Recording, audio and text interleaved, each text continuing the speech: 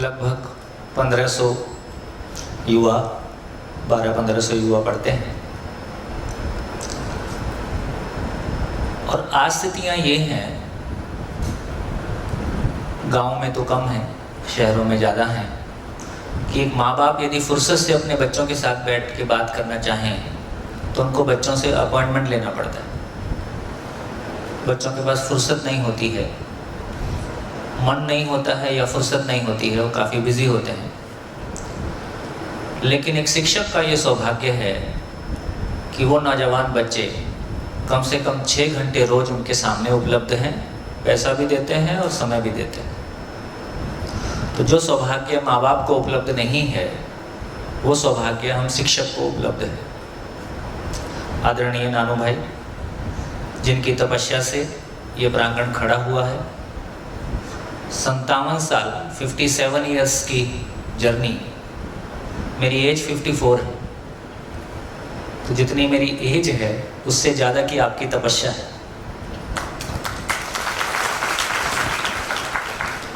दोस्तों, ऐसे एक तपे हुए वातावरण में हमको शिक्षा के सही स्वरूप को समझने का और साथ में उसको प्रैक्टिस करने का भी वातावरण मिले, वो सभी भाई बहन जो यहाँ शिक्षक की भूमिका में हैं, जिन्होंने नानू भाई के साथ ये लंबी यात्रा की है कि ये प्रांगण यहाँ तक पहुँचा है, वो सभी मित्र धन्यवाद के पात्र हैं। और आगे भी जो भाव आदरणीय गांधी जी ने जितना सोचा और जितना उसको व्यवहार रूप में गुजरात में और विशेष रूप से सौराष्ट्र में अमली जामा पहचाने की कोशिश की, वो एक दुर्लभ प्रयास है, प्रशंसनीय प्रयास है। इन प्रयासों में समय के साथ साथ जो पवित्रता थी, जो उनके प्रति निष्ठा थी, वो कहीं ना कहीं मॉडर्निटी और अभी का आधुनिकवाद और जो भी सारी परिस्थितियां हैं उनके चलते वो हल्की होती हुई भी दिखाई देती। तो जो भी हमारे पूर्वजों ने, हमारी परंपरा ने बहुत निष्ठा के साथ सोचा, अद्भुत बात है, कम बात नहीं है, अद्भुत बात है कि हजारों साल पहले इस देश ने किसी मोक्ष को पहचाना। हजारों साल पहले, जहाँ आज भी हमको लगता है कि ये मेरे काम की है कि नहीं, मेरे काम की है कि नहीं है, ये अलग बात हो सकती है, पर किसी ऐसी चीज़ को पहचाना जो शरीर के बिल्कुल बियॉन्ड है, जो भौतिक उपलब्धियों के बिल्कुल आगे है, तो परंपरा की यदि खुशबू और उसकी महिमा, एक तो ये भी एक दुर्घटना है कि मॉडर्न एजुकेशन और जैसी अभी वातावरण है, इस वातावरण के चलते हमको अपनी संस्कृति और हमारी एक जो धरोहर है उसको पढ़ने समझने का कोई ऐसा अवसर ही नहीं मिलता है कि उसकी गहराइयों का हम सम्मान कर पाए। बहुत उथला है हमारा जीवन, हमारी जीवन शैली बहुत उथली है। एक पढ़ाई, एक जॉब, उसके बाद एक गाड़ी, एक घर और बच्चों की पढ़ाई, इतने में राम नाम सत्य। तो जैसा हम जीवन जी रहे हैं, शायद मानव होने के नाते बड़ी संभावनाओं के साथ हर एक मानव है और हर मानव अपने जीवन में उन बड़ी संभावनाओं को छूना चाहता है, उस आकाश जैसी ऊंचाइयों को छूना चाहता है। जब मैं 24 का था, 21 साल कुछ महीने का मेरा इंजीनियरिंग पूरा हुआ, 3 साल मैंने जॉब किया। मैं किसान का बेटा हूँ, तो जब जॉब में गए, जब तक जॉब में नहीं गए थे तो ऐसा लगता था कि इंजीनियर हो गए तो कुछ अच्छी बात हो गई, लेकिन जब जॉब में गए तो पता चला कोई खास बात नहीं। तो फिर खास बात क्या है? तो ये पहले से ही स्वीकार था कि छत और रोटी का मतलब जीवन नहीं है। जिंदा रहना मेरी ज़रूरत है, भौतिक वस्तुएं मेरी ज़रूरत है, लेकिन ज़िंदगी कुछ और है, क्योंकि इतना तो हमारा पहले ही देखा हुआ है। वहाँ कहीं से ज़िंदगी की तलाश शुरू हुई। ज़िंदगी की तलाश शुरू हुई तो कोई गुरु नहीं था, बहुत पैसा भी हाथ में नहीं था, परिवार की भी कोई बहुत सपोर्ट थी कि हाँ तुम ये करो, ऐसा भी नहीं था। तो हिम्मत नहीं हो रही थी कि कैसे चला जाए। तो फिर आदमी अपने भीतर अपने ही विचारों में शोध करता है कि जो कुछ चल रहा है ठीक चल रहा है, नहीं चल रहा है, मैं सही सोच रहा हूँ, गलत सोच रहा हूँ, क्या करूँ, नहीं करूँ। तो अपने भीतर एक लाइन ने मुझको बहुत साहस दिया। मैं अपने आप से बार बार पूछता था कि आखिर मैं चाहता क्या हूँ, क्या करना चाहता हूँ, ये बात की बात है। कहाँ पहुँचना चाहता हूँ, ये मूल बात। तो मेरे पास ऐसी कोई परिभाषित डिफाइंड लैंग्वेज भी नहीं थी। अपने भीतर से एक आवाज़ आई। जब मैं जॉब में गया तो दो तरह की लोगों के आंखों में कॉन्फिडेंस देखा। जब भी कोई व्यक्ति अपने बारे में बताता था और उसकी आंख में चमक होती थी तो उसकी एक लाइन कॉमन होती थी, वो कहता था कि मैं सेल्फ मेड हूँ।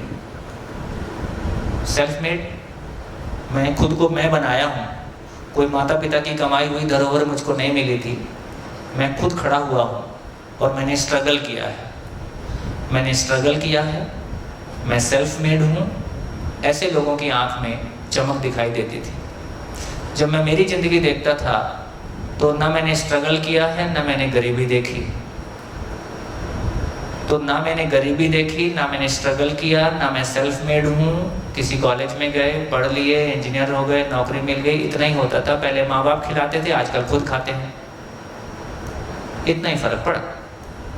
तो इससे कोई ऐसी बात नहीं लगेगी इससे कुछ ज़िंदगी में फ़र्क पड़ गया। फिर अपने मन में एक सवाल आया कि आखिर मैं क्या चाहता हूँ। तो उसका एक आंसर आया कि मैं 70 साल का होऊंगा तो अपने आप को क्या जवाब दूंगा, तुम जिंदगी में क्या किया। तो इस बात से एक आंसर निकल आया, यदि मरते समय में पछताना नहीं पड़ेगा तो मैं ये मानूंगा कि मैं सफल हो जाऊं। मैं सफल हो गया, क्योंकि मेरे आसपास का वातावरण और लोग जिनसे मैं इस तरह की बातें शेयर करता था वो मुझको बोलते थे कि तुम पागल हो गए हो, ये बातें प्रैक्टिकल नहीं हैं, इस राह पे चलोगे तुम्हारा परिवार तुमको छोड़ के भाग जाएगा, बीवी तुम्हारे साथ रहेगी नहीं, बच्चे सम्मान करेंगे नहीं। तो जितनी सारी नेगेटिव बातें मैं सुनता था तो मेरे को लगता था कि जिस तरह की बातें मैं सोच रहा हूँ ये सिवाय बर्बादी के इनके अनुसार तो कहीं नहीं जाती। लेकिन मेरे पास और कोई चॉइस भी नहीं थी। तो मेरे सफलता के मापदंड क्या होंगे, मैं किसको सफल मानूंगा, किसको आबाद मानूंगा, किसको बर्बाद मानूंगा। तो मेरे लिए सफलता का मापदंड क्या होगा। तो मेरे लिए सफलता का मापदंड एक ही होगा कि मरते समय, अंतिम समय में मुझको पछताना नहीं पड़े और जो कुछ मैंने किया, जो कुछ मैं कर सकता था मैंने किया। जो है, जो सामने आया उसको मैं स्वीकार कर लूँगा। तो कम से कम ये अपने भीतर पछतावा ना रहे कि ये कर लेता तो ये हो जाता, मैंने सही समय पे निर्णय नहीं लिया, है ना, मैं डर गया। तो मेरी जितनी समझ थी उससे मुझको जो समझ में आया, जो कर सकता था मैंने दिल खोल के किया, जो रिजल्ट है सामने है इसको स्वीकार किया जाए। इस लाइन ने मुझको बहुत हिम्मत दी और अपने पूरे वातावरण में, मैं बेसिकली दिल्ली का रहने वाला, दिल्ली के आसपास का दिल्ली का रहने वाला हूँ। उस वातावरण में मटेरियलिज्म ज़्यादा है, भोगवाद ज़्यादा है, पैसे की इज्जत ज़्यादा है, आदमी की इस तरह की बातों को थोड़ा सा कम वातावरण मिलता है। तो उस वातावरण में यात्रा शुरू की तो एक दिन वो भी आया जब मुझको ये समझ में आने लगा कि शायद मैं जिस परिवेश में हूँ इस परिवेश में बात नहीं बनेगी। क्योंकि मेरे मन में दो बातें स्वीकार हो गई थी। एक तो ये था कि मैं चोरी नहीं करूँगा और झूठ नहीं बोलूँगा। अब गृहस्थ बीवी है, बच्चा है, और आप बोलते हो चोरी नहीं करूँगा और झूठ नहीं बोलूँगा। जब मैं कंपनी में जॉब करता हूँ तो मुझको कंपनी के लिए झूठ बोलना पड़ता है।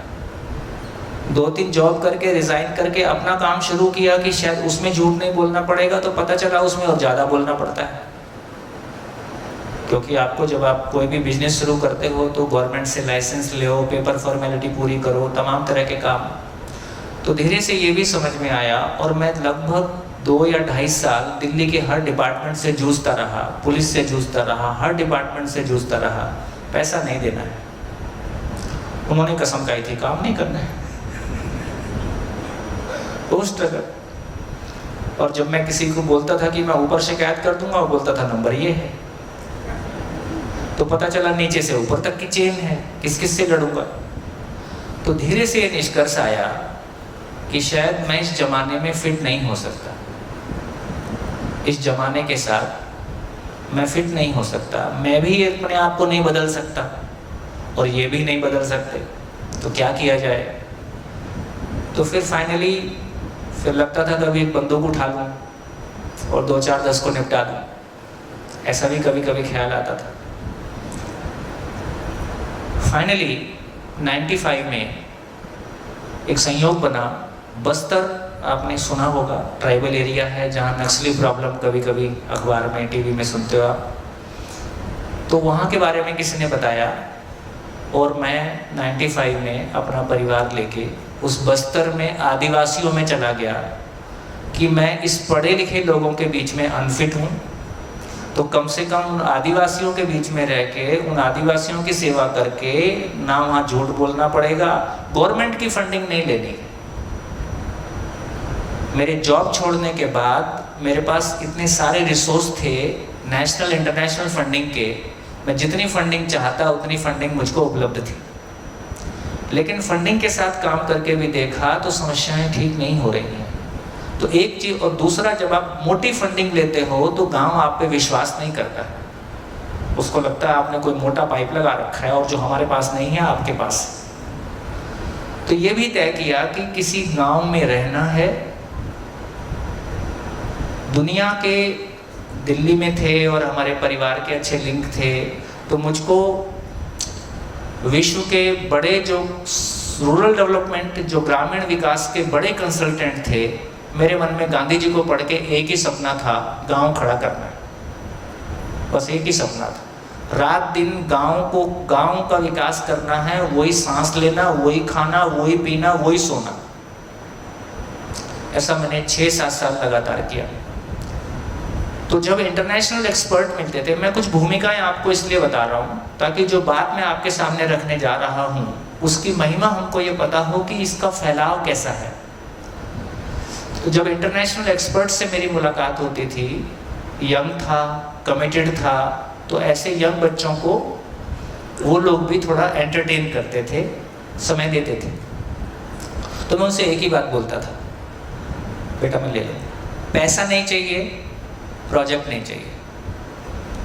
आपने कोई गांव खड़ा किया हो और आपके खड़ा करने के, आपके हटने के 10 साल भी वो वैसे ही चल रहा हो, आप खड़े हो चल रहा है तो उतनी बड़ी बात नहीं है। आपने खड़ा किया, अच्छी बात है, लेकिन अब आप हट जाओ और 10 साल भी वैसे ही चल रहा है क्या, 10 साल बाद भी? ऐसा कोई गांव बताओ। तो एक ने मेरे से बहुत, वो साउथ एशियन कंट्रीज के कंसल्टेंट थे, बहुत सीनियर व्यक्ति थे, उन्होंने मेरे से बहुत दिल भर के बोले देखो तुम तीखे प्रश्न करते हो, हमारी उम्र के लोगों से ऐसे प्रश्न करना ठीक नहीं। ये बात ठीक है कि जो तुम कह रहे हो ये नहीं हुआ है, हमारे पास आइडियाज़ हैं, हमारे पास पैसा है, हमारे पास प्रोजेक्ट है, तुमको जितना चाहिए ले लो, लेकिन ऐसा कुछ किया है या हमने देखा है या हो सकता है, ऐसा हमारा भी कॉन्फिडेंस नहीं है। तो जॉब छोड़ने के 3 साल बाद, 3 साल में कुछ अच्छे निष्कर्ष सामने आए। एक निष्कर्ष ये आया कि पैसे से विकास नहीं होता है। दूसरा निष्कर्ष ये आया कि समस्याएं भौतिक नहीं हैं, समस्याएं मानसिक हैं। एक स्विस डेवलपमेंट कॉरपोरेशन का प्रोजेक्ट था हमारे पास, जिसमें हमको गांव की महिलाओं को अचार, चटनी, मुरब्बे वगैरह सिखा के उनको स्वावलंबी बनाना था। जब हमने प्रोजेक्ट शुरू किया और बातचीत करनी शुरू की तो पता चला उस 40 में से 38 अनपढ़ है। तो अचार, चटनी, मुरब्बे बताओगे तो उसका रेसिपी बताओगे, और रेसिपी वो लिखेगी तब उसको सब कुछ सुन के तो याद नहीं रह जाएगा। अब वो पढ़ना ही नहीं आता, लिखना ही नहीं आता तो लिखेगी क्या? तो हमारा अचार, चटनी, मुरब्बे बाजू में हो गया, साक्षरता शुरू हो गया। जब साक्षरता शुरू किया, पढ़ाई लिखाई उनकी शुरू की, तो सबसे व्यक्तिगत बातचीत होने लगी। व्यक्तिगत बातचीत होने लगी तो सास देरानी के झगड़े और सास बहू के झगड़े और भाई भाई का झगड़ा और घर का बंटवारा। तो मैं देखा कि हो तो मेरे घर में भी यही रहा है, इनके घर में हो रहा है, ऐसा कोई खास नहीं है, मेरे यहाँ भी ऐसी समस्याएं हैं। तो धीरे से ये समझ में आया कि हमारे परिवार कब टूटे, जब परिवार में पैसा था तब हमारा परिवार टूटा, कि जब हमारे परिवार में गरीबी थी तब परिवार टूटा? क्या लगता है? जब पैसा आया तब टूटा। पार्टनरशिप तब टूटती है जब कंपनी ठीक चलने लगती है। जब तक कंपनी में प्रॉफिट नहीं रहता है तब तक पार्टनरशिप भी ठीक चलती है। पैसा आने के बाद समस्याएं शुरू होती। तो इससे ये समझ में आया कि ये प्रॉब्लम माइंडसेट की है, प्रॉब्लम मानसिकता की है। समस्याएं भौतिक नहीं है, भौतिक समस्याओं का कारण भी मानसिकता है। तीसरा, नहीं, मैंने अपनी शादी के 3 महीने बाद जॉब से रिजाइन किया। पूछा नहीं, बताया। पूछता तो करने नहीं देता कोई, आके बता दिया, जॉब से रिजाइन कर दिया। तो इससे पहले उनको कुछ समझ में आया, काम हो गया। अब शादीशुदा आदमी, नौकरी चली गई तो पैसा नहीं, धीरे से वो बच्चे का आने का भी समय हो गया। तो दोस्तों, जो मैंने कहा कि जो मैंने 2 लोगों की आंख में चमक देखी, जिन्होंने कहा कि हमने गरीबी देखी है, हमने स्ट्रगल किया है, हम सेल्फ मेड हैं। तो मेरे ऊपर वाले के साथ अच्छे संबंध रहे। तो मैंने उसको कहा कि मेरे को गरीबी देखना है और स्ट्रगल देखना है, क्योंकि मेरी शादी तक मैंने कभी गरीबी नहीं देखी, मैंने कभी स्ट्रगल नहीं देखी। तो ऊपर वाले के साथ संबंध ठीक थे ही, उसने छप्पर फाड़ के दिया। मुझको पता होता ये इतनी बात मान लेगा तो मैं शायद ना मानता। तो मैंने इतनी गरीबी भी देखी कि मेरा बच्चा हॉस्पिटल में एडमिट होता था और मैं ये चिंता नहीं करता था ये ठीक होगा कि नहीं होगा। चिंता ये होती थी ठीक हो गया तो इसको हॉस्पिटल से छुड़ाने के लिए पैसा कहाँ से आएगा। उसको माँ का दूध नहीं चलता था तो बाजार से दूध लेना पड़ता था, तो उसके दूध के लिए पैसा मेरे पास नहीं होता था। ये सब इसलिए बता रहा हूँ कि ताकि आपको ये क्लैरिटी हो जाए कि ज़िंदगी में जिसको हम स्ट्रगल बोलते हैं, जिसको हम आर्थिक रूप से, मानसिक रूप से, भावनात्मक रूप से खराब समय बोलते हैं, जब शनि की 7.5 आती है, वो खराब समय नहीं होता है। वो ज़िंदगी में कोई लर्निंग का समय होता है, कुछ सीखने का समय होता है, कुछ समझने का समय होता है। जब हमारे अच्छे दिन चल रहे होते हैं, अच्छे दिन का मतलब है पैसा भी ठीक है, शरीर भी ठीक है, मान सम्मान भी ठीक मिल रहा है, वो सारा टाइम पास होता है। अच्छे समय में टाइम पास होता है, स्ट्रगल के समय में लर्निंग होती है। अभी की स्थिति ऐसी है। हाँ, वो एक समय होगा जब माँ बाप जागृत होंगे, वातावरण जागृत होगा, शुरू से ही आदमी को समझने का, जीने का मौका होगा। तो दोस्तों, इस पूरे प्रोसेस में मैंने जम के गरीबी देखी, जम के स्ट्रगल किया, सब कुछ खुली आंख से देखा। मैं ऐसे परिवार से था जहाँ मेरे द्वारा कोई छोटा काम करना परिवार के सम्मान के खिलाफ था। तो मैं लोगों को पता न चले और परिवार को भी पता न चले, रात को निकलता था और वो मटेरियल सप्लाई करते हैं ना ट्रक से। मेरा एक दोस्त था, तो उससे मैंने कहा यार पैसे की ज़रूरत है और दिन में कोई काम कर नहीं सकता और नौकरी करना नहीं है, कुछ काम बता। तो बोले यार तू मटेरियल सप्लाई कर दे। तो मैं रात को ट्रकों पे बैठ के मटेरियल सप्लाई करता था। एक ट्रक पे 50 या 100 रुपया मिलता था और सुबह घर में वापस आ जाता था। ट्रक वालों के साथ रहता था, उनकी ज़िंदगी देखता था, ये क्या सोचते हैं, ये क्या जीते हैं। मेरे को ऐसा करते हुए कभी कोई दुख नहीं हुआ, वो दोस्तों की वजह से दुख हुआ, क्योंकि वो इतने तीखे कमेंट करते थे, मर जाएगा, बर्बाद हो जाएगा तेरी जिंदगी। लेकिन इन सब में जिंदगी के अलग अलग रंग देखने को मिले, जिंदगी की अलग अलग परिस्थितियां देखने को मिली। ये सब करते करते जिंदगी में ये निष्कर्ष आया कि पैसा प्रॉब्लम नहीं है, मानसिकता प्रॉब्लम है। पैसे से विकास नहीं होता, विकास मानव में होता है, विकास उसकी मानसिकता में होता है। और इस दौर से गुजरते हुए जो एक नई प्रॉब्लम खड़ी हुई, लोग मुझसे तो पूछने की हिम्मत नहीं करते थे, मेरी पत्नी से पूछते थे आजकल ये क्या करता है। अब पत्नी के लिए बहुत परेशान है, बहुत खतरनाक क्वेश्चन है, आजकल क्या करता है, वो बहुत परेशान होती थी। तो तीसरा ये भी समझ में आया कि अपनों के बीच में नहीं रहना है, इतनी दूर चले जाना है जहां कोई ये पूछे ही नहीं कि ये क्या करता है। तो तीसरा गुणा भाग बैठ गया। तो बहुत दूर जाना है, पैसे से विकास नहीं होता, फंडिंग से काम नहीं करना है, सरकार का पैसा लेके काम नहीं करना है, गांव का निवासी होके काम करना है, किसी गांव में 10 साल रहना है। क्योंकि ये जो इंटरनेशनल कंसल्टेंट कहला रहे हैं, इनके पास भी समझ नहीं है, मेरे पास भी समझ नहीं है, तो किसी गांव में रह के गांव को समझना है। तो गांव में रह के गांव को समझना है और फंडिंग नहीं लेना है, तो इसका मतलब है फिर कैसे रहेंगे? तो मैं इतना उपयोगी नहीं हूं, इतना अनुपयोगी नहीं हूं कि गांव पे बोझ बनूं, और गांव, मेरे देश के गांव इतने गरीब नहीं हैं कि मुझको छत और रोटी नहीं मिलेगी।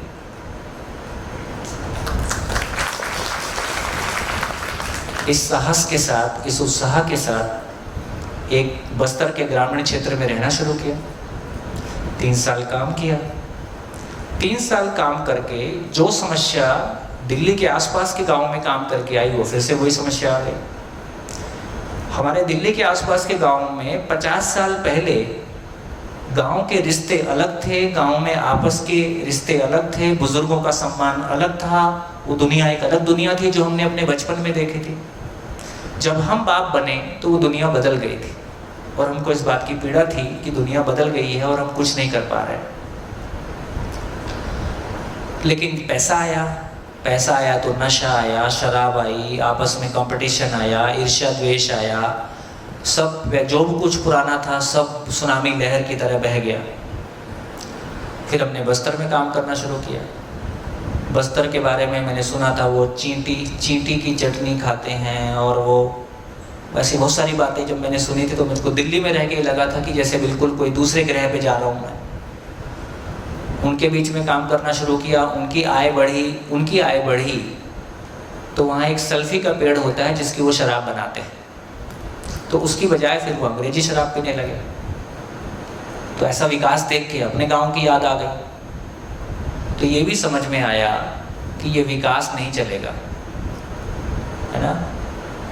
तो देखो, आज पंजाब की कहानी आप सुनते हैं, उड़ता पंजाब बोल के एक फिल्म आई थी, कुछ लोगों ने देखा कुछ लोगों ने, उड़ता पंजाब, है ना, कि पूरा पंजाब नशे में डूब गया। और यहाँ तक की घटनाएं हैं, ये घटनाएं घरों की हैं कि रात को नशे में भाई ने बहन को रेप कर दिया और सुबह उठ के अपने को भी और बहन को भी गोली मार दी। ये घटनाएं भी घटी हैं। तो दोस्तों, इसका मतलब ये हुआ कि यदि समझ नहीं आएगी, जिंदगी के बारे कोई लक्ष्य नहीं होगा और हमारे पास पद आएगा, पैसा आएगा, उसका दुरुपयोग होगा ही, ये बाय डिफॉल्ट है। तो इस सारी कहानी का सार ये निकला कि 3 साल बाद जब हमने बस्तर में भी वही चीज़ें घटित होते हुए देखा, कुछ परिवार गायत्री परिवार से जुड़े हुए थे, उनके यहाँ पैसा आया तो परिवार की स्थिति अच्छी हुई। जो परिवार ऐसे किसी धारा से जुड़े हुए नहीं थे, उनके यहाँ पैसा आया तो वो और नशे में चले गए। तो फिर से वही बात दोहराई कि पैसे से विकास नहीं होगा, क्योंकि अल्टीमेटली हम भी मानते ये थे कि पैसे से विकास नहीं होगा, लेकिन मानसिक विकास करने की हमारी भी कोई योग्यता नहीं थी। जिन धर्मों को हम ये मानते थे कि इन धर्मों की वजह से मानसिक विकास होता है, उसमें कुछ का थोड़ा बहुत होता है, बाकी कपड़े बदल देते हैं, मानसिकता तो नहीं बदलती। वहां से इस बात पे ध्यान गया, अभी हमारा धर्म और अध्यात्म कैसा है। आदमी किसी परिवार में पैदा होगा, वो फिर पढ़ेगा, स्कूल जाएगा, नौकरी करेगा, बच्चे पैदा करेगा, और उसमें वो थकेगा। फिर जब थकेगा तो किसी गुरुजी की शरण में जाएगा, है ना। कितनी उम्र में जाएगा? वो भी सब नहीं जाएंगे, तो कोई 30 की, कोई 40 की, 50 की उम्र में। तो ये बहुत महंगा सौदा है कि 30, 40, 50 साल तक अपने आप को एक दिशाहीन तरीके से जीना और बहुत सारी नेगेटिविटी को अपने में डाल देना, और फिर उस नेगेटिविटी को ठीक करने के लिए किसी धर्म और अध्यात्म की शरण लेना, ये बहुत मुश्किल काम लगा। आवश्यकता किस बात की है? आवश्यकता इस बात की है, हर बच्चा किसी माँ से जब जन्म लेता है तो वो जन्म से जिज्ञासु है, क्योंकि वो क्वेश्चन पूछता है। वो जन्म से न्याय का याचक है, न्याय चाहता है, अपने लिए न्याय चाहता है। तो एक बच्चे को जन्म से यदि सही वातावरण उपलब्ध कराया जाए तो काम बहुत आसान हो सकता है। इस बात से प्रेरित होके बहुत सारे जो देश में संगठन जो धार्मिकता के बहुत सारे काम करते हैं, उनके मुखिया लोगों से मिलके ये पूछना शुरू किया कि बात तो ठीक है, लेकिन ये बताओ कि शिक्षा में क्या परिवर्तन किया जाए कि मानसिकता वाला भाग शुरू से एजुकेशन में लाया जा सके। तो उन्होंने कहा गुरुजी तो इशारा करके चले गए हैं, अब कंटेंट तो अपने को ढूंढना है। मैं कंटेंट ढूंढने की अपनी योग्यता होती तो हमें महापुरुष नहीं होते। तो कुल मिला के जितने भी तरह का बहुत सारे संगठन अपने आसपास जो उस समय थे, सब में जाके ये पूछा कि ये बताओ क्लास 1 में क्या पढ़ाया जाए, 2 में क्या पढ़ाया जाए, 3 में क्या दिया जाए, 5th में क्या दिया जाए, 10th में क्या दिया जाए, ताकि सही अर्थों में जिस तरह के मानसिकता के विकास की बात हम करते हैं, जिस तरह की मानव में निहित क्षमताओं के उद्घाटन की बात करते हैं, सही अर्थों में शिक्षा उस काम को सफल कर सके। तो ये नहीं मिला। ये एक सुखद संयोग था, ये बहुत ही सुखद संयोग था कि मैं तो बस्तर गया था इस संसार से बच, क्योंकि मेरा सुसाइड करने का एक दो जिंदगी में ऐसे भी मोड़ आए जब लगा कि सुसाइड करने के अलावा अब कोई रास्ता बचा नहीं। ऐसे मेरे पास जिंदगी में 3 मोड़ आए जब मुझको लगता था कि आगे के सारे दरवाजे बंद हैं और पीछे के मैं ही बंद करके आया हूँ, पीछे लौटना नहीं है। तो पीछे के मैं बंद करके आया हूँ, आगे कोई खुलता नहीं है, क्योंकि झूठ नहीं बोलना है, चोरी नहीं करनी है और ये समाज बदलते हुए दिखना चाहिए। ऐसा कुछ होता नहीं था। तो 3 बार ऐसे मौके आए जब लगा कि जिंदगी में अब यात्रा पूरी हो गई। तो दोस्तों, जो भी संयोग रहा, महापुरुषों का आशीर्वाद रहा, उन्हीं जंगलों में जहाँ मैं बस्तर में गया था, एक सुखद संयोग रहा कि उसी ग्रुप में आदरणीय नागराज जी ने आना शुरू किया। ये सुखद संयोग रहा कि मेरा उस ग्रुप में जाना हुआ और उसी ग्रुप में आदरणीय नागराज जी का आना हुआ। पर हम तो पहले से ज्ञानी थे, हमको तो पता था हमको क्या करना है। तो हम नागराज जी को सुनते नहीं थे, वो हमको पकड़ पकड़ के बिठाते थे। हम उनकी उम्र का सम्मान करते थे, ज्ञान का भी सम्मान करते थे, पर मुझको लगता था जिसका पेट खाली है उसको ज्ञान की नहीं, उसको रोटी की जरूरत है। और इनकी बातें उन लोगों के लिए हैं जिनके पेट भरे हुए हैं, और मुझको क्या करना है हमको तो पता है। तो हम उनका सम्मान करते थे, सुनते नहीं थे। 3 साल हमने, जैसा मैंने बताया कि हमने बहुत कोशिश की, हमारी कोशिशें रंग भी लाई। सरकार का पैसा नहीं लेना है। एक छोटा सा इंसिडेंट बीच में डाल रहा हूँ। जब मैं दिल्ली के गांव में काम कर रहा था तो ये लगा कि काम करना है तो पैसे की ज़रूरत है, और पैसा चाहिए तो फंडिंग ऑर्गेनाइजेशन के पास जाना पड़ेगा। तो दिल्ली में एक ऑफिस है जो कि इंटरनेशनल फंडिंग के लिए लाइसेंस लेना पड़ता है, FCRA बोलते हैं, foreign contribution regulation act. Khan market में उसका ऑफिस है। तो मैं वहाँ अपना लाइसेंस बनाने के लिए फॉर्म लेके फॉर्म फिलअप करने के लिए गया। 2-4 लोग और लाइन में लगे थे। जब मेरा नंबर आया तो ऐसा देख रहा था। अब हम बड़ा स्वाभिमान के साथ थे। हम कोई नौकरी छोड़ के NGO में पैसा कमाने नहीं आए थे। हम तो नौकरी छोड़ के स्वेच्छा से संसार में कुछ अच्छा काम कर सके तो बहुत गर्व और स्वाभिमान के साथ थे। उसकी नज़रों में मेरे को सम्मान नहीं दिख रहा था, वो जैसा मेरे को देख रहा था। तो मैं कहा तुम ऐसा क्यों देख रहे हो? बोले यहाँ सब ऐसे ही पैसे ही मांगने आते हैं। अरे बहुत मन खराब हुआ। तो मेरा मन इतना ऐसा खराब हुआ, मैंने फॉर्म फाड़ के उसको वापस दिया। मैं इसको रखो, तुमको पैसा कहाँ से मिलता है? समाज से। हमारी दम होगी तो समाज से ले लेंगे। आज के बाद सरकारी पैसा बंद, वहां से सरकारी पैसा बंद कर। वो घटना है 91 की। 91 से 2021 कितना साल हो गया? 30 साल। इन 30 सालों में पैसे की कमी से आज तक कुछ नहीं रुका।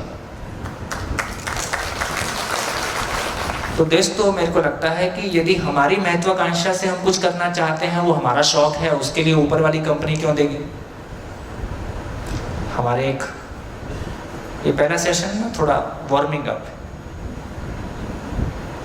हमारे बहुत सारे गुरुजी मिले रास्ते में, तो एक गुरुजी ने बढ़िया बात समझाई।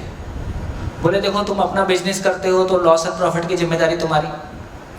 तुम एक मल्टीनेशनल ज्वाइन कर लेते हो तो मल्टीनेशनल का सम्मान तुम्हारा सम्मान हो जाता है। कहाँ काम करते हो? IBM बोलती है, सामने वाले को लगता है यार कोई बड़ा आदमी या कोई बड़ी कंपनी, या हम सब कलेक्टर हो गया हूँ मैं। तो कलेक्टर होते ही लोग अलग तरह से देखना। तो मैं जिसके साथ जुड़ जाता हूँ उसका सम्मान मेरे साथ जुड़ जाता है, क्योंकि मैं उसकी टीम में शामिल हो गया हूँ और मेरे परिवार का खर्चा चलाना उसकी जिम्मेदारी हो जाता है। तो मैं तो बहुत बढ़िया जुगाड़ है। तो मैंने पढ़ा कहीं बुक्स में कि अपरिग्रही होना कुछ होता है। तो मैंने कहा प्रयोग करके देखो। उसमें लिखा था कि आप अपना समाज में सब कुछ लगा दो और समाज आपकी जिम्मेदारी लेता है। मैं ये कौन सी कंपनी है? तो मैंने ये प्रयोग करके देखा। मैंने ऑब्जेक्टिवली ये प्रयोग किया। जो कुछ मेरे पास था, अपने बीवी के गहने से लेके, कंप्यूटर से लेके, गाड़ी से लेके, लैपटॉप, सब कुछ जो कुछ था वो इन्वेस्ट कर दिया। और दोस्तों वो लाइन गलत नहीं निकली, वो लाइन सही निकली। 30 साल में, पिछले 30 साल में मैंने एक पैसा नहीं कमाया, सिंगल पैसा। ऊपर वाले से पहले अच्छे संबंध थे। 92 में तय किया कि इंसान की नौकरी नहीं करना है, भगवान की नौकरी करनी। सैलरी क्या होगी? सैलरी भी अपने तय कर लिया। सैलरी ऊपर वाले को बोला कि गाड़ी में पेट्रोल और पेट में पेट्रोल दे देना, बाकी जिंदगी भर कुछ नहीं मांगो। आज तक दोनों ही जगह कमी नहीं पड़ी। तो मैं ऊपर वाले की कंपनी का आदमी। दोस्तों कल नानू भाई से बात हो रही थी, परेश भाई से बात हो रही थी, आपकी धर्म पत्नी साथ में थी। तो बोलते हैं इतना बड़ा प्रकल्प है, इतनी सारी आवश्यकताएं पड़ती हैं, पर कैसे पता नहीं कहाँ से पैसा आ जाता है और काम चल जाता है। तो दोस्तों इसका मतलब है ये किसी एक के लिए ऐसी व्यवस्था नहीं है। जितनी बड़ी व्यवस्था हमको नीचे मानव सशरीर मानवों की जितनी बड़ी व्यवस्था दिखाई देती है, इससे कहीं बड़ी व्यवस्था ऊपर है जिसका हमको पता नहीं है। उस ऊपर वाली कंपनी में अपनी पहुंच बन जाए, उस ऊपर वाली कंपनी में अपनी पहुंच बन जाए तो जिंदगी की सारी गरीबी दूर हो जाए, जन्मों जन्मों की गरीबी दूर हो जाए। ऐसी व्यवस्था हर मानव के लिए है। ऐसी व्यवस्था का दरवाजा खोलने के लिए ये शिविर है। बढ़िया। तो इन आशाओं के साथ, इस विश्वास के साथ, हमने कहा भी है पूर्ण है, पूर्ण है ना, ये सृष्टि पूर्ण है। वो श्लोक मेरे को याद नहीं रहते हैं, पूर्णात पूर्णमिदं, है ना, क्या क्या बोलते हैं। यदि ये पूर्ण है तो मैं क्यों अधूरा हूँ? यदि ये पूर्ण है तो मैं क्यों गरीब हूँ? यदि ये पूर्ण है तो मैं क्यों समस्याओं में हूँ? क्योंकि मैंने उस पूर्ण को जाना नहीं है, मैंने उस पूर्ण को समझा नहीं है। क्या पूर्ण को एजुकेशन में लाया जा सकता है? पिछले 15-20 सालों के जो भी प्रयास हुए, हमारे सभी मित्र और आदरणीय नागराज जी का आशीर्वाद और मार्गदर्शन, मैं पिछले 5 साल में कम से कम ये प्रयोग दिल्ली एजुकेशन ने, महाराष्ट्र एजुकेशन के साथ में किया, छत्तीसगढ़ एजुकेशन स्कूल एजुकेशन के साथ में किया, दिल्ली स्कूल एजुकेशन के साथ में किया। तीसरी बार में, वो तीसरी, मेरे को लगता है तीसरी बार में कुछ होता है। गुजरात में भी ये प्रयोग ये एफर्ट तीसरी बार शुरू हो रहा है। तो तीसरी बार में कम से कम ये सफलता मिल गई। ये जी physics, chemistry, maths, science, mechanical engineering, chemical engineering और मेडिकल साइंस यदि रेगुलर एजुकेशन के सब्जेक्ट हैं तो जिंदगी भी रेगुलर एजुकेशन का सब्जेक्ट है। क्योंकि फिजिक्स किसके लिए? जिंदगी के लिए। मैथमेटिक्स किसके लिए? जिंदगी के लिए। मैकेनिकल इंजीनियरिंग किसके लिए? मेडिकल साइंस किसके लिए? जिंदगी के लिए। और जिंदगी समझ में आई नहीं तो क्या हुआ? बंदर के हाथ में उस तरह। तो वर्तमान शिक्षा बंदर के हाथ में उस तरह है। उस तरह कैसे तेज चलाया जाए, है ना? तो जिंदगी को शिक्षा में लाया जा सकता है। इसको हैप्पीनेस कैरिकुलम के नाम से दिल्ली स्कूल एजुकेशन में इंट्रोड्यूस किया गया। हर दिन 1 घंटा कंपल्सरीली, अनिवार्य रूप से, है ना, क्लासरूम में इसकी पढ़ाई होती है। जिसके कि बहुत अच्छे परिणाम दिल्ली गवर्नमेंट में आए हैं, दिल्ली स्कूल एजुकेशन में आए हैं। दिल्ली स्कूल एजुकेशन का पिछले 4 सालों से लगातार परिणाम प्राइवेट और पब्लिक स्कूल से ऊपर है। पिछले लगातार 4 सालों से दिल्ली सरकार का बजट पिछले 5 सालों से 6 सालों से लगातार 26% पूरे बजट का एजुकेशन को जाता है। एजुकेशन डिपार्टमेंट, एजुकेशन वो चीज़ है जो पूरे समाज की सबसे बड़ी ज़रूरत है। हमारे समाज की सबसे बड़ी हमारी पूंजी हमारे बच्चे हैं।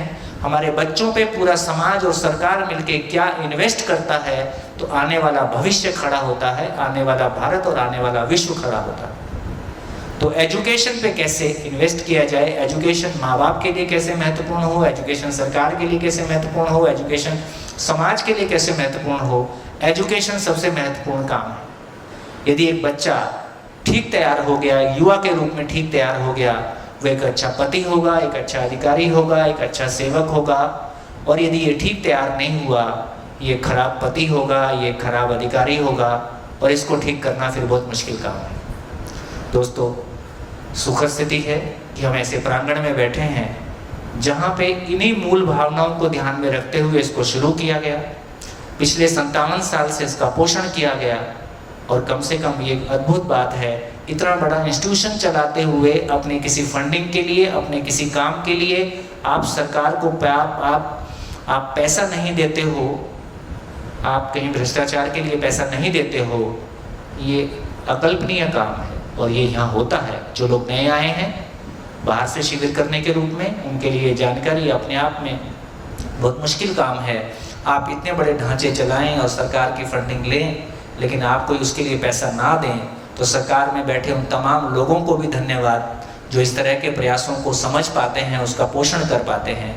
तो दोस्तों, इन असीम संभावनाओं के साथ हम सभी एक असीम की यात्रा की ओर चलें, क्योंकि हम भी सीमित में जीना नहीं चाहते हैं, संकीर्णताओं में जीना नहीं चाहते हैं, छोटेपन के साथ जीना नहीं चाहते हैं।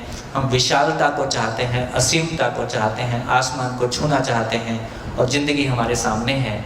हम आसमान को छूने की, असीमताओं को छूने की इस यात्रा को शुरू कर सकें।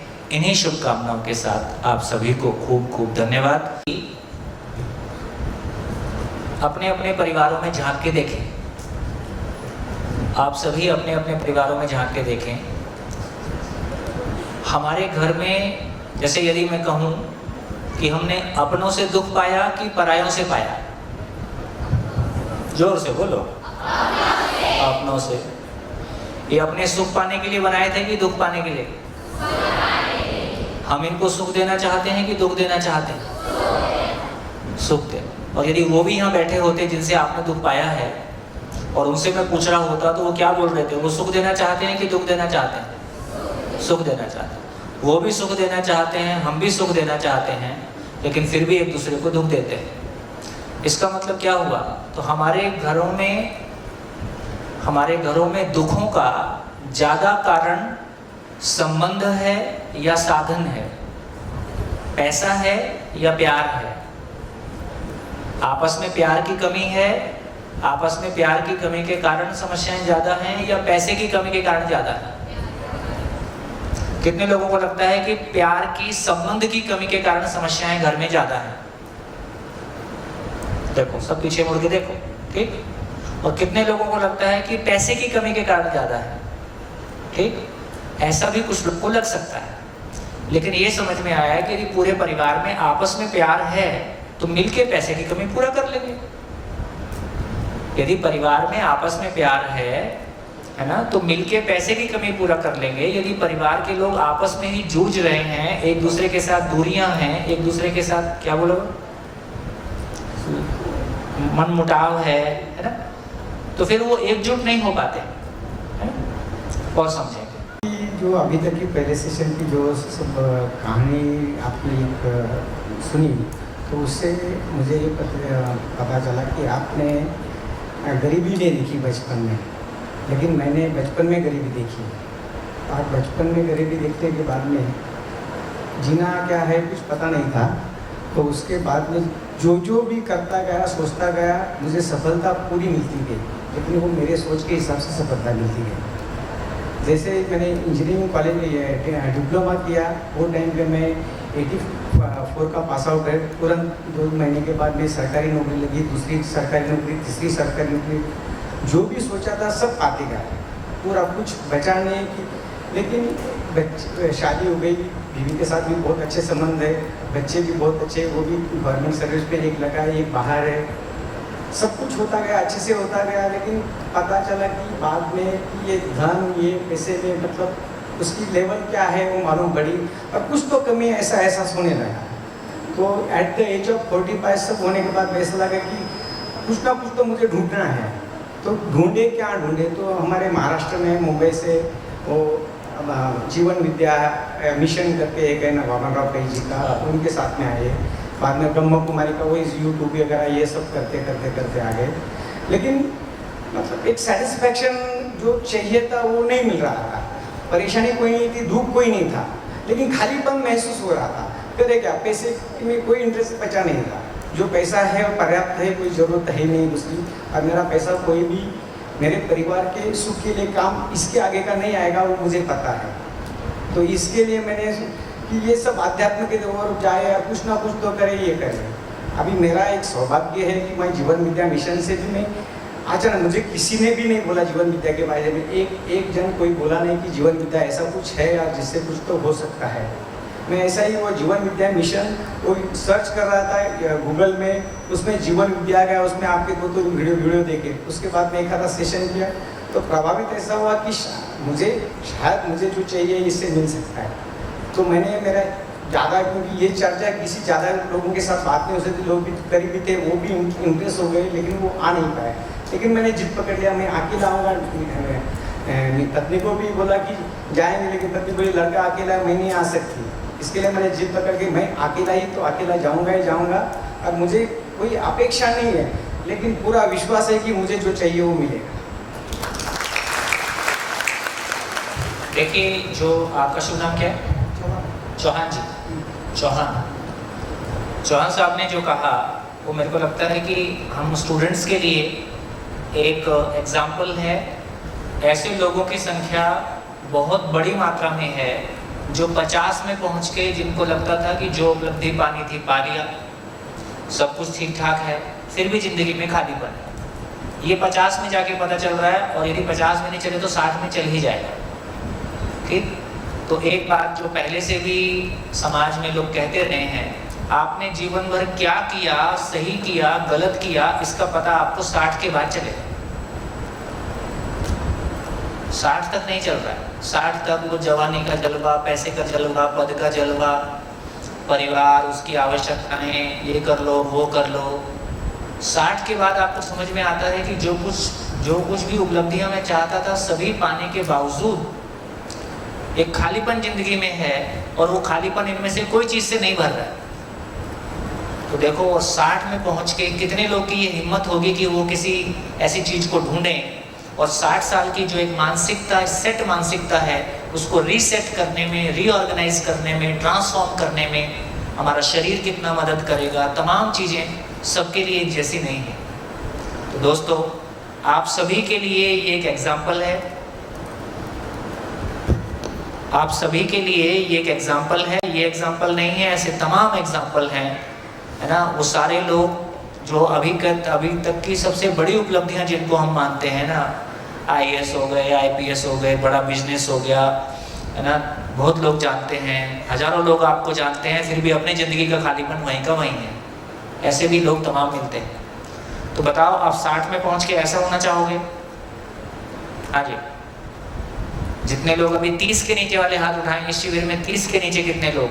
30 के नीचे वाले लोग, 30 के नीचे वाले लोगों के लिए थैंक यू। 30 के नीचे वाले लोगों के लिए 50 के आसपास के लोग बता रहे हैं कि जो कुछ भी हमने सोचा था, सरकारी नौकरी, पैसा, उपलब्धि, ये सब कुछ मिलने के, मैं ये नहीं कह रहा हूँ कि ये सब गलत है, ऐसा मैं नहीं कह रहा हूँ, लेकिन ये अपने आप में पर्याप्त नहीं है, पूरा नहीं है, जिंदगी नहीं है। इसका मतलब कितने प्रतिशत लोग हैं जो ऐसे ही मान के जिंदगी जी रहे हैं? कितने प्रतिशत होंगे? समाज में कितने प्रतिशत लोग होंगे जो ऐसे ही मान के जी रहे हैं जैसा आप जिए? 99.9। 99.9 लोगों 9% लोगों के पास में जिंदगी का एड्रेस नहीं है, उनका जिंदगी का एड्रेस गलत है। और यदि जिंदगी का एड्रेस ही गलत है, क्या फर्क पड़ता है कि आप 18 घंटे मेहनत करते हो? ये बात पहुंच रही दोस्तों? ये गहरी बात है, ये गंभीर बात है कि एक आदमी अपनी जिंदगी में कितनी मेहनत करता है, किन परिस्थितियों में करता है। उन सारी मेहनत के बावजूद, उन सारी परिस्थितियों में, तमाम सफलताओं के, इसमें भी सारी परिस्थिति में मेहनत करके सफल होने वाले कितने लोग होते हैं? बहुत कम। और जो सफल हो गए उनकी हालत ऐसी है। तो इसका मतलब है, तो मैं बहुत क्लियरली कहना चाहता हूं, 99.9% लोगों के पास जो जिंदगी का एड्रेस है, जो जिंदगी जिसको वो जिंदगी मानते हैं, वो जिंदगी नहीं है। वो जिंदगी नहीं है। सफल भी हो जाओ तो भी नहीं। ये आप 12th करके क्या करोगे? मैक्सिमम IIT जाओ, इससे ज़्यादा कुछ कर नहीं सकते। मैक्सिमम IAS हो जाओगे, इससे ज़्यादा कुछ कर नहीं सकते। मैक्सिमम ये नहीं करोगे, एक नेता हो जाओगे, उससे ज़्यादा क्या करोगे? और मैक्सिमम 2000, 4000, 10,000 करोड़ का बिजनेस हो जाएगा, इससे ज़्यादा क्या करोगे? आपके भी 2 बच्चे हो जाएंगे। ऐसे भी तमाम लोग हैं जिन्होंने जैसा चाहा था, उनके बच्चे जैसा वो चाहते थे उससे ज़्यादा अच्छे सेटल हो गए हैं। बच्चे सेटल हो जाएं, बच्चे सेटल हो जाएं, बच्चे तो सेटल हो गए, हम सेटल नहीं हुए। तो दोस्तों, सवाल यही है कि यदि जिंदगी का एड्रेस ही गलत है तो क्या फ़र्क पड़ता है कि हम 24 घंटे मेहनत करते हैं? क्या लक्ष्य पे पहुंचने वाले हैं? क्या ज़िंदगी पाने वाले हैं? ज़िंदगी तो पाने वाले नहीं है, क्योंकि आपके एड्रेस में ज़िंदगी थी ही नहीं। ये आप एक नौकरी पाना चाहते थे, नौकरी पा गए, है ना? आप एक शादी करना चाहते थे, हो गई। अभी किराए का मकान था, कल अपना हो गया। अभी 2 व्हीलर था, कल कार ले लिए। इससे अब आप क्या करोगे? ये सब हो जाएगा, लेकिन जिस चीज़ के लिए ये सब था वो खाली। किसी को ये 24 में पता चल रहा है, किसी को अभी ऐसे बच्चों की संख्या तेजी से बढ़ रही है जिनको ये 30 में 30 के नीचे पता चल जा रहा है। ये संख्या तेजी से बढ़ी है। क्यों तेजी से बढ़ी है? एक तो ये तमाम मोबाइल की वजह से इतना सारा एक्सपोजर आ गया है, बहुत कुछ हमारे सामने आ गया है। दूसरा, जो मकान और गाड़ी आदमी 50 तक पूरा करता था हमारी पीढ़ियों में, वो 30 तक पूरा हो जा रहा है। 30 साल की एज में गाड़ी मकान सब निपट गया। फॉरेन भी 2 बार घूमा। अब क्या करें? What next? तो ये बेरोजगारी 30 की एज में आ रही, और ये बहुत शुभ लक्षण है, अच्छे लक्षण है। हमारी उम्र का एक दौर था जब हमको लगता था कि परिवार में गरीबी है, मैं नौकरी नहीं करूँगा तो बहन की शादी नहीं होगी, नौकरी नहीं करेंगे तो मकान की किस्त कहाँ से जाएगी, इसलिए जो भी सामने है, पैसा कमाना हमारी मजबूरी है, जो भी करना है कर लें। आज एक वो वर्ग भी है जिसकी मजबूरी कुछ नहीं। जैसे हमारे बच्चे बड़े हुए तो हमने कहा भैया छत और रोटी घर में है, शौक पूरे करके आना है, करके आ जाओ। जब लगे कि अब कुछ ठीक है, देखना है तो देख लेना। तो इसका मतलब ये हुआ कि हमारा अपने सोचने का तरीका, हमारी इच्छाएं, हमारे सपने, हमारा भविष्य को हमने जैसा बनाया है वैसे ही तो पाएंगे। और यदि वो एड्रेस ही गलत है, हमने सपने ही अधूरे देखे हैं, हमारी इच्छाएं ही बहुत छोटी छोटी हैं, है ना? जब हमारी इच्छाएं ही छोटी हैं, हमारे सपने ही छोटे हैं, उन सपनों में ज़िंदगी है ही नहीं, तो सफल भी हो गए तो भी ज़िंदगी नहीं है। ये कहानी रिपीट होती है, ये कहानी रिपीट होती है। इसका पता सही उम्र में चल जाए। सही उम्र में मतलब स्कूल टाइम में चल जाए, मैक्सिमम कॉलेज टाइम में चल जाए। उसके बाद नहीं चला तो फिर पता नहीं कब नंबर आएगा, कह नहीं सकते। तो आप लोगों का सौभाग्य है ना, इस शिविर में बड़ी संख्या है कॉलेज वालों की, तो आप लोगों का सौभाग्य है। तो मैं जो भी कुछ आपके सामने कहूँगा ये प्रवचन नहीं है, एक तरफा डिलीवरी नहीं है। क्लासरूम है। क्लासरूम में कैसे होता है?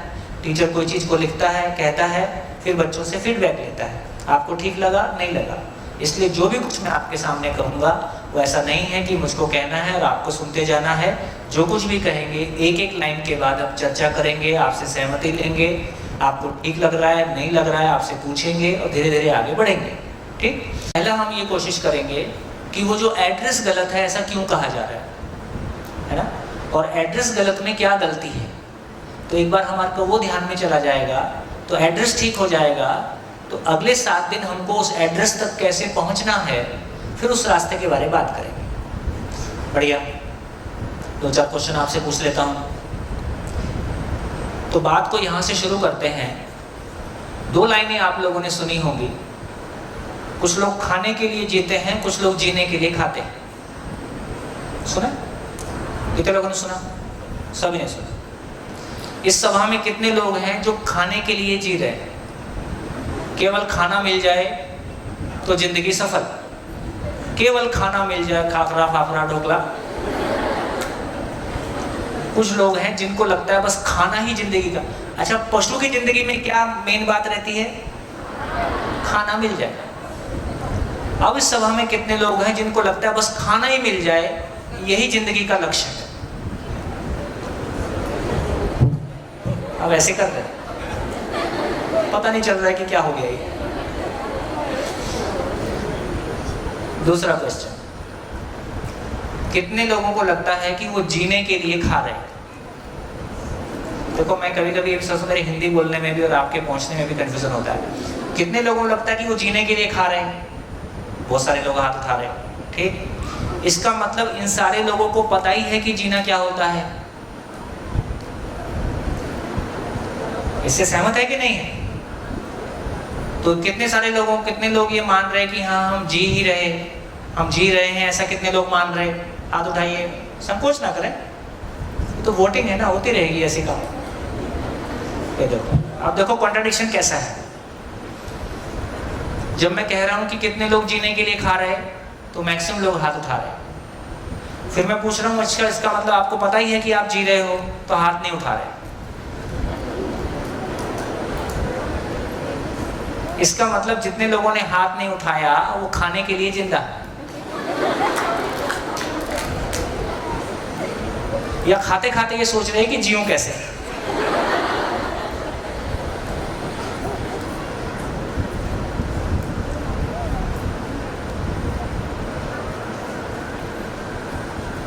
लोचा समझते हैं? लोचा समझ में आ रहा है? सूरत में एक लोचा खाने की डिश है, लोचा भी खाने की डिश है। तो दोस्तों, यहां से हमारी ये क्लैरिटी बन रही है कि कुछ गड़बड़ तो है। क्या गड़बड़ है उसको समझने के लिए हम एक एक्सरसाइज करेंगे।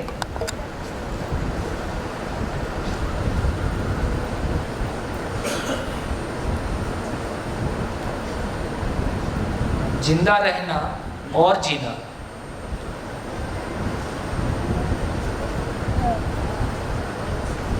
कितने लोगों को लगता है ये एक ही बात है? पहले मैं शिविर के नियम आपको बता देता हूं। जो भी कुछ कहा जाएगा मैं प्रस्ताव के रूप में आपके पास रखूंगा। जैसे अभी तक आपके पास कुछ कहता हूं, फिर आपकी वोटिंग करवाता हूं, मैं प्रस्ताव के रूप में कुछ आपके सामने रखता जाऊंगा। जो भी कुछ मैं रखूंगा आपके सामने उसको आपको मानना नहीं है। ठीक हो गया? मानना नहीं है, तो मानने के लिए नहीं कहा जा रहा है। क्यों मानने के लिए नहीं कहा जा रहा है? जैसे 2 शब्द बोले, आप मेरे को थोड़ा बताना गुजराती में क्या बोलेंगे। हम फॉलोअर बनना चाहते हैं कि डूअर बनना चाहते हैं?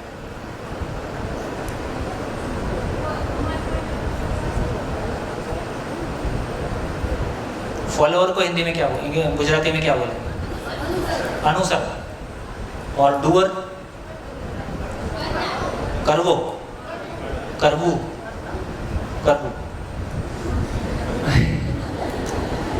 मैं भी सीखूंगा ना। तो हम अनुसरण करना चाहते हैं कि करवू होना चाहते हैं? करना चाहते हैं। एक्चुअली डूअर में वो करने में वो सेंस नहीं आ रहा होगा। ये सीधा सीधा उसको शब्दार्थ बना दिए। मतलब मैं जिंदगी में किसी के पीछे चलना चाहता हूँ या मुझको जिंदगी पता हो और मैं चलना चाहता हूँ? मुझको जिंदगी पता हो और मैं चलना चाहता हूँ, या मुझको जिंदगी पता नहीं है किसी और को पता है, मेरे को उसके पीछे पीछे चलना है। तो मुझको किसी के पीछे चलना है, इसका नाम फॉलोअर है। मुझको जिंदगी पता है ना, तो हम कहाँ होना चाहते हैं? मुझको जिंदगी पता चल जाए। क्योंकि देखो शरीर कभी कभी बीमार होता है, इसलिए शरीर का डॉक्टर दूसरा हो सकता है। लाइट फैन भी कभी कभी खराब होते हैं, इनका भी डॉक्टर दूसरा हो सकता है। कंप्यूटर भी कभी कभी खराब होता है, कार भी कभी कभी खराब होती है, बाकी टाइम चलती है। लेकिन मन कैसा है? मन कैसा है? 24 घंटे कोई निर्णय लेना होता है, ये सही है कि ये सही है, मैं गलत हूँ कि वो गलत है, ये उचित है कि ये अनुचित है। 24 घंटे मेरे भीतर ये सोचने की मशीन काम करती है। तो मेरे सोचने की मशीन के लिए मैं किसी का फॉलोअर होऊंगा, इससे काम चलेगा कि मुझे को पता हो कि क्या उचित है, क्या अनुचित है, क्या सही है, क्या गलत है ना? और मैं कहाँ खड़ा हूँ ये मुझको पता होगा कि दूसरे को पता होगा? मुझको पता होगा। तो यदि जो कुछ कहा जा रहा है उसको हम मान लेते हैं तो हम फॉलोअर बनते हैं कि डूअर बनते हैं? हम फॉलोअर बनते हैं। हमको फॉलोअर बनना है कि डूअर बनना है? डूअर बनना है। हमको पता हो कि कैसे चलना है। इसका मतलब है कि हमको मानना है कि जानना है। हमको चीजों को जानना है, और जानने के लिए जांचना जरूरी है। जानने के लिए जांचना जरूरी है। जांचने का तरीका, पहला तरीका है जिसको हम कह रहे हैं, पहला तरीका है कि अभी के लिए मैं लिखता हूं कि आप उसको तर्क, कम से कम तर्क की कसौटी में कस के देखें, लॉजिकल है कि नहीं। तर्क की कसौटी में कस के देखेंगे, फिर उसको ये देखेंगे कि मेरे लिए प्रैक्टिसेबल है कि नहीं।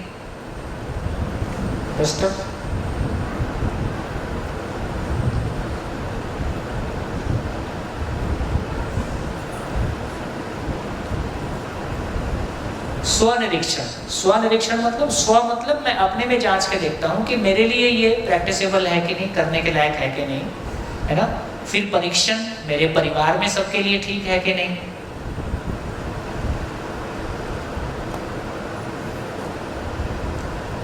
और सर्वेक्षण का मतलब है कि सभी के लिए ठीक है कि नहीं। ऐसी कोई चीज निकल के आ गई, उसका नाम समझ है।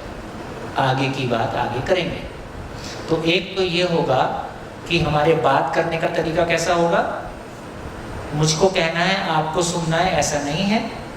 मैं कोई भी चीज़ आपके सामने प्रस्ताव के रूप में रखूंगा, आप मानेंगे ऐसी अपेक्षा मेरी नहीं है। हम चीज़ों को जानना चाहते हैं, जानने के लिए जांचना जरूरी है। जांचने के लिए पहला काम ये है कि वो तर्क की कसौटी में पूरा उतरता है कि नहीं उतरता है। यदि तर्क की कसौटी में पूरा उतरता है तो फिर मैं उसको जी सकता हूँ, मेरे परिवार के लोग जी सकते हैं, क्योंकि जीना तो मेरे को अपने घर में है, अपने परिवार में है। ठीक, तो ऐसा हम जांचेंगे। दूसरी बात और आपके सामने लिख दूँ, मैं क्या क्या नहीं करूँगा। मैं कोई चीज़ आपको छोड़ने के लिए नहीं कहूँगा। कोई चीज़ छोड़ना है ऐसा नहीं कहूँगा। ठीक, मैं कोई भी उपदेश नहीं दूंगा।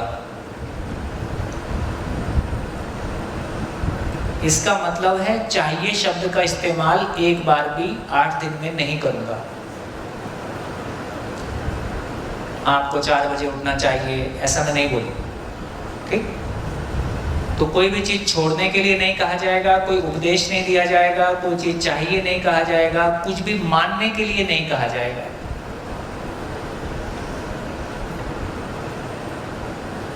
ये काम ना करें। हम 24 घंटे क्या काम कर रहे हैं, हमारे घर में क्या काम हो रहा है 24 घंटे। या तो कोई बात को हमसे मानने के लिए कहा जा रहा है, या कोई उपदेश दिया जा रहा है, या कुछ छोड़ने के लिए कहा जा रहा है ना, या कुछ मानने के लिए कहा जा रहा है। ये नहीं करें तो हम क्या बात करेंगे घर में। ये 4 काम नहीं करें तो हम क्या करेंगे। है दुकान बंद, दुकान बंद। यदि घर में सुबह उठ के तय करें आज के दिन हम सारे परिवार के लोग मिलके इन 4 काम को नहीं करेंगे, तो शाम तक फिर क्या बात करेंगे? उस दिन मौन रहेंगे, कंटेंट नहीं है बात करने में। इसका मतलब है कि ये 4 काम आपके साथ नहीं करेंगे। ठीक, बाकी समय आने से बात करेंगे।